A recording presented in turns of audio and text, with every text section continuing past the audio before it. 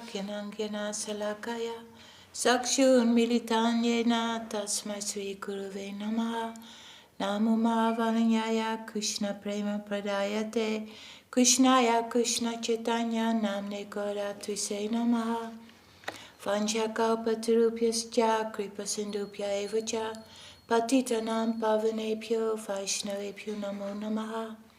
Reading from Caitanya-caritāmṛta, Madhya-līlā, Chapter 9, Lord Chaitanya's travels to the holy places. By Śrīla Kṛṣṇadāsa Kavirāja Gosvāmī Maharaj ki jai. Om Vishnupad Śrīla Bhakti Vedanta Swāmī Prabhupada ki jai. So we were there. Mahāprabhu is at the house of Caitanya-caritāmṛta for 4 months during the Ch.3. And then from there we can read on. Text 87. While there, Sri Chaitanya Mahaprabhu took his bath in the river Kaveri and visited the temple of Sri Ranga.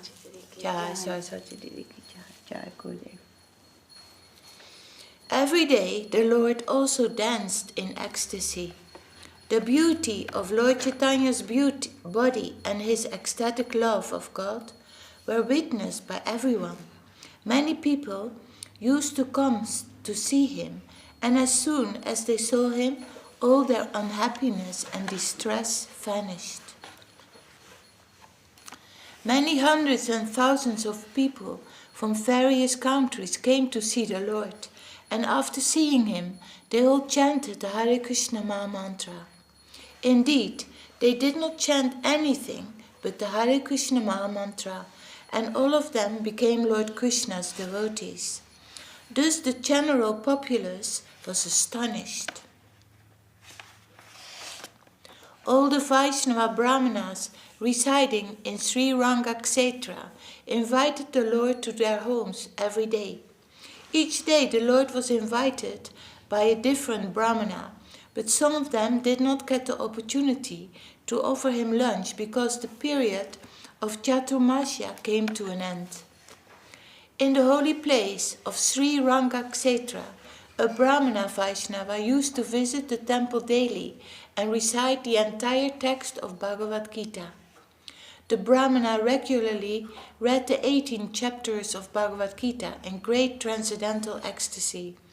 But because he could not pronounce the words correctly, people used to joke about him. Due to his incorrect pronunciation, people sometimes criticized him and laughed at him, but he did not care. He was full of ecstasy due to reading Bhagavad Gita and was personally very happy. While reading the book, the Brahmana experienced transcendental bodily transformations. His hair stood on end, tears welled in his eyes, and his body trembled and perspired as he read. Seeing this, Sri Chaitanya Mahaprabhu became very happy. Sri Chaitanya Mahaprabhu asked the Brahmana, "My dear sir, why are you in such an ecstatic love? Which portion of Bhagavad Gita gives you such transcendental pleasure?" The Brahmana replied, "I am illiterate and therefore do not know the meaning of the words. Sometimes I read Bhagavad Gita correctly and sometimes incorrectly. But in any case, I am doing this in compliance with the orders of my spiritual masters." The Brahmana continued, "Actually, I only see a picture of Lord Krishna sitting on a chariot as Arjuna's charioteer. Taking the reins in his hands, he appears very beautiful and blackish. When I see the picture of Lord Krishna sitting in a chariot and instructing Arjuna, I am filled with ecstatic happiness. As long as I read Bhagavad Gita, I simply see the Lord's beautiful features. It is for this reason that I am reading Bhagavad Gita, and my mind cannot be distracted from this." Sri Chaitanya Mahaprabhu told the Brahmana, "Indeed, you are an authority in the reading of Bhagavad Gita. Whatever you know constitutes the real purport of Bhagavad Gita."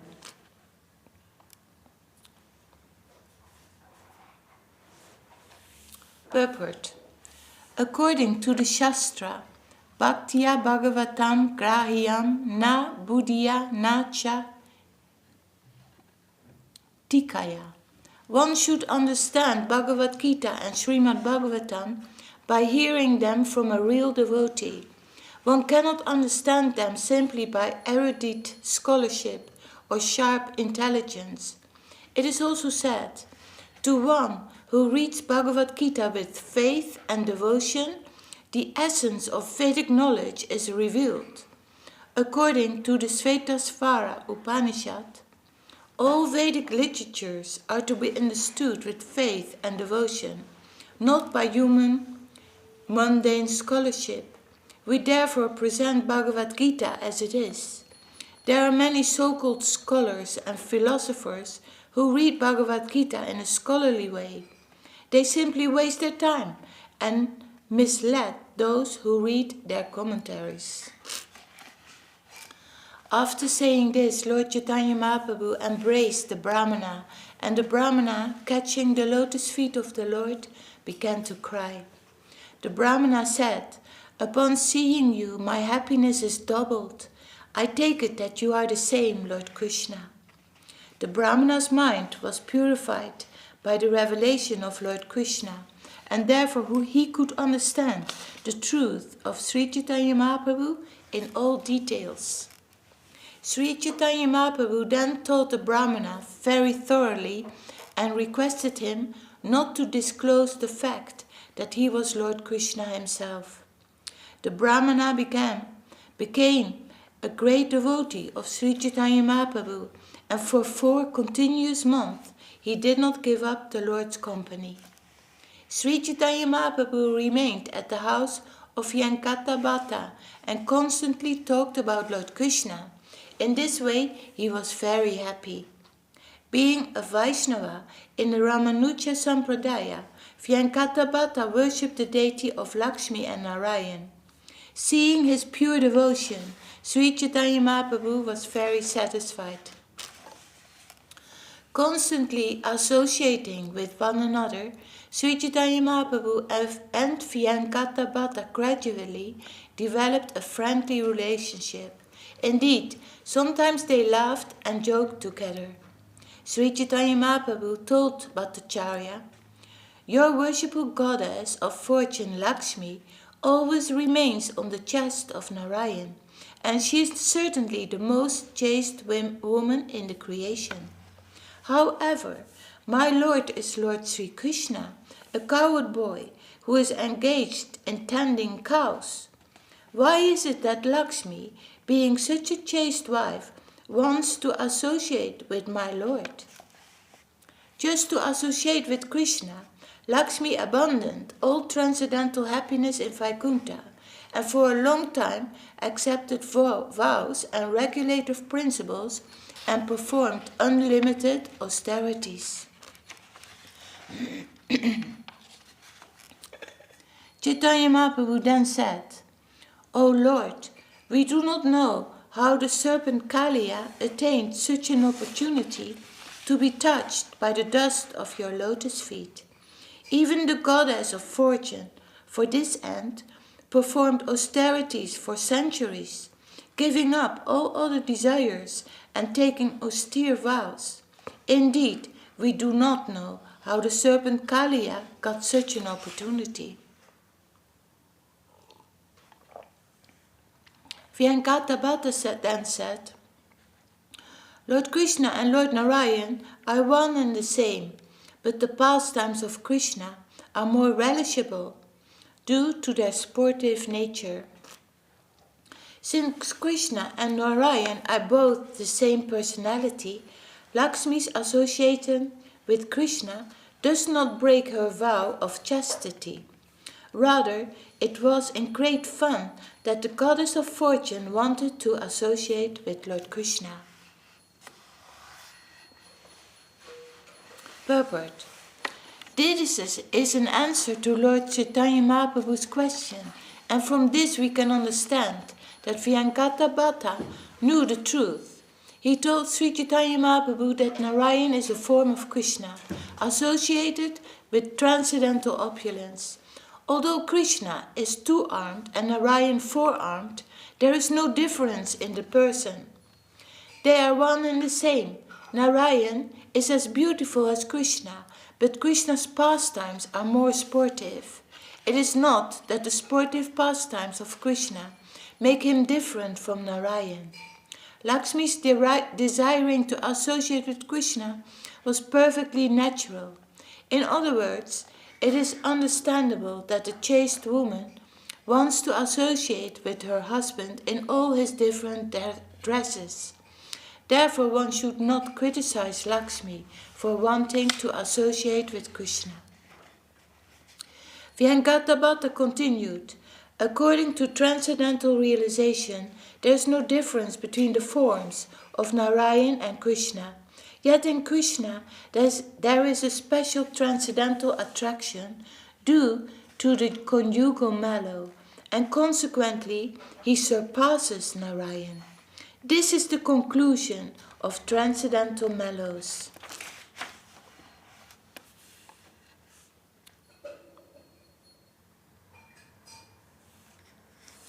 The goddess of fortune considered that her vow of chastity would not be damaged by her relationship with Krishna. Rather, by associating with Krishna, she could enjoy the benefit of the rasa dance. Vyankata further explained, Mother Lakshmi, the goddess of fortune, is also an enjoyer of transcendental bliss. Therefore, if she wanted to enjoy herself with Krishna, what fault is there? Why are you joking so about this? Lord Chaitanya Mahaprabhu replied, I know that there is no fault on the part of the goddess of fortune, but still she could not enter into the rasa dance. We hear this from revealed scriptures. When Lord Sri Krishna was dancing with the gopis in the Madhya-līlā, he put his arms around their necks and embraced them. This transcendental favor was never granted to the goddess of fortune or other consorts in the spiritual world. Nor was such a thing ever imagined by the most beautiful girls from the heavenly planets.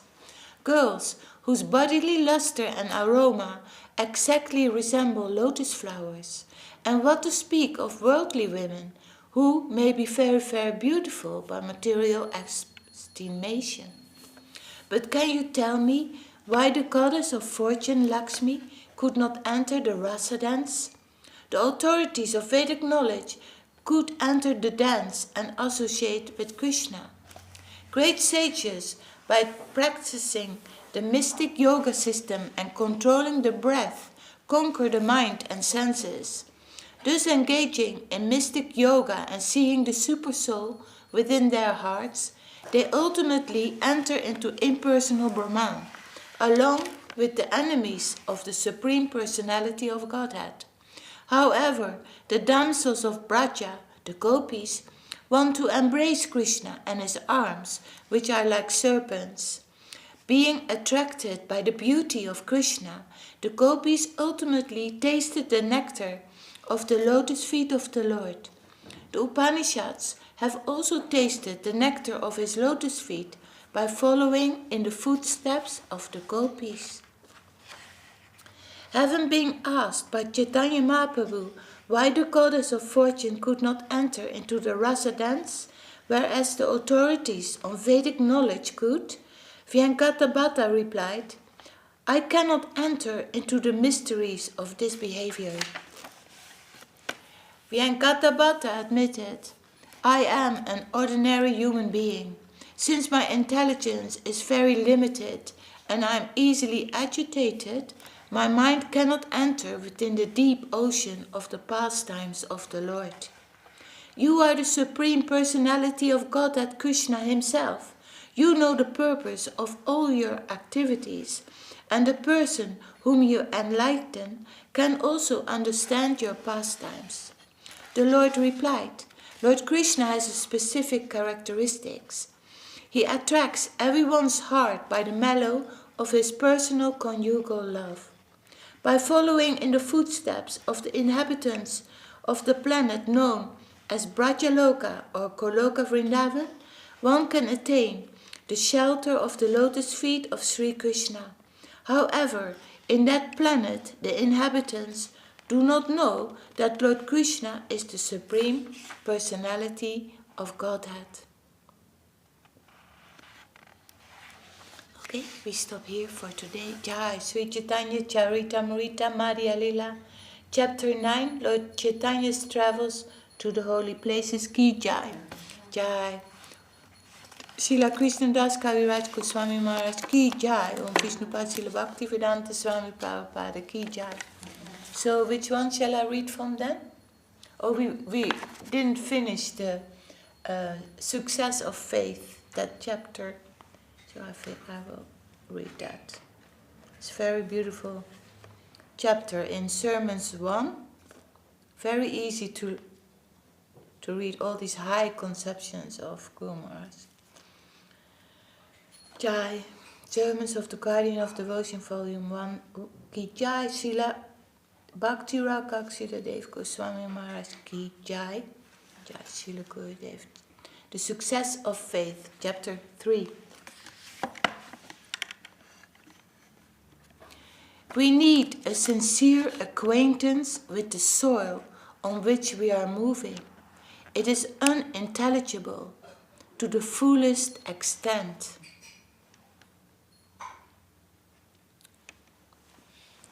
Sincerity. Srila Gurudev always says that sincerity and enthusiasm, like hankering, sincerity and hankering, and chastity, of course. But also hankering for this, we need this. And I heard yesterday that little video from Srila Govinda Maharaj, like it is for your material life and your spiritual life, both, to become really enthusiastic about Krishna consciousness, really sincere. It's for both. It's the best that a human being can come in touch with.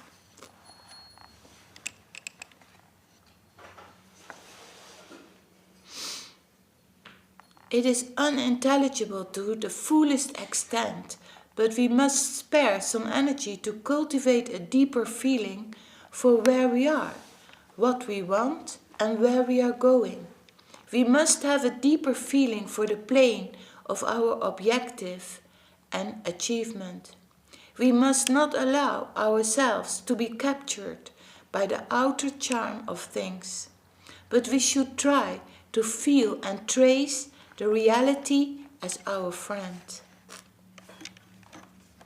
Uttama Bhakti, the purest devotion, is the vanquisher of all sin and ignorance and the bestower of all auspiciousness.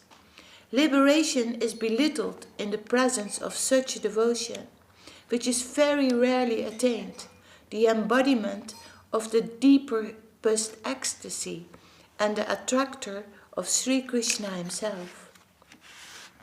If we achieve liberation from all the undesirable forces around us, pure devotion undermines this position of liberation, moksha lakuta krit. We may be a liberated soul, free from the reactions and apprehensions of the future, but association with the positive engagement, bhakti, is much more difficult to attain, sudurlabha. To obtain a passport is not the same as securing a visa. One may have a passport, but in order to secure a visa, it will have to be necessary to undergo more trouble.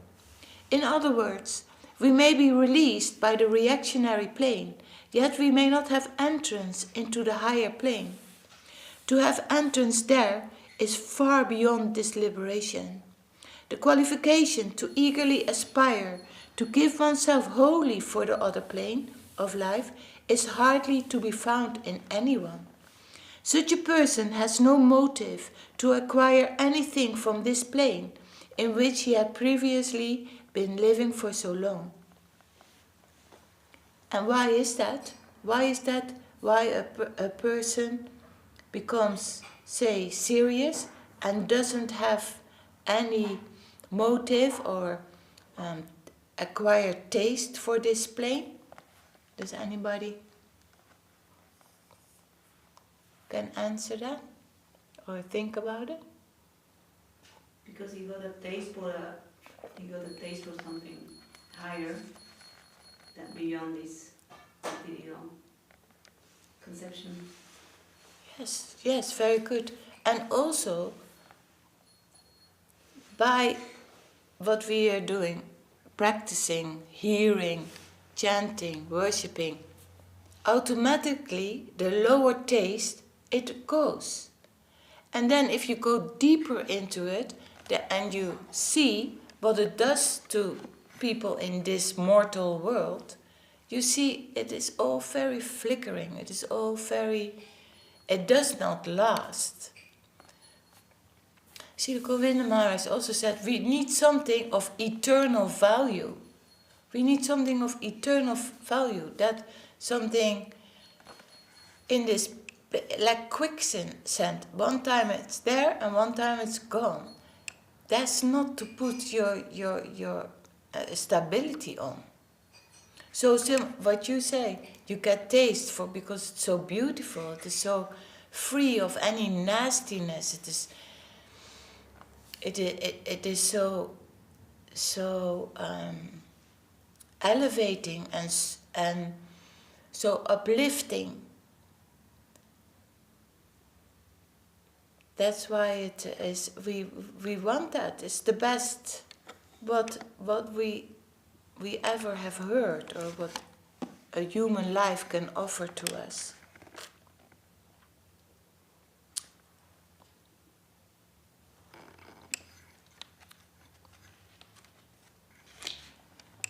Furthermore, if he is appointed to be a preacher, an agent to do relief work here, he will execute that duty solely under the appointment of and in the interest of that higher plane, without any attachment that I shall bring some good to the people.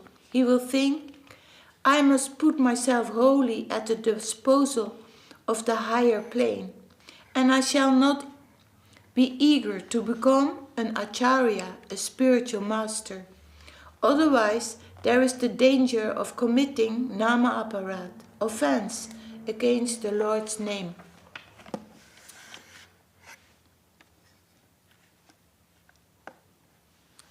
Ashraddha dane, virmukhe pi asmati yas gopadesha shiva nama aparada. It is an offense to give the holy name to the faithless. It betrays the motivation to gain a position in the higher sphere. This is a type of mundane attachment, a spiritual tradery, as is the habit of caste Gosvāmīs and other spurious lines.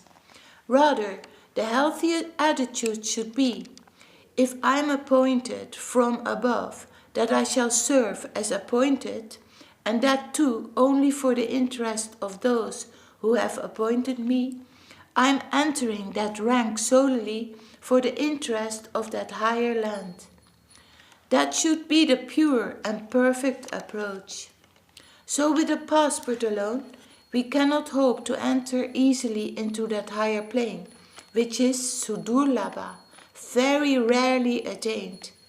But if we can't enter, we shall find Sandrananda ni Visheshatma. Yes, the very plane itself is most happy and full of independent spirit. I desired to secure a visa and enter this country, and now I find that it is really as it is promised. I directly perceive that I am breathing in a far higher, sweeter atmosphere, a homely atmosphere that far exceeds anything of my previous soil. Sometimes we hear Śrīla Gopāls also say, our Lord Krishna is a homely Lord. He is like it is homely. It is not the Lord of punishment. It is not the Lord of judgment. It's the Lord of love and sweetness.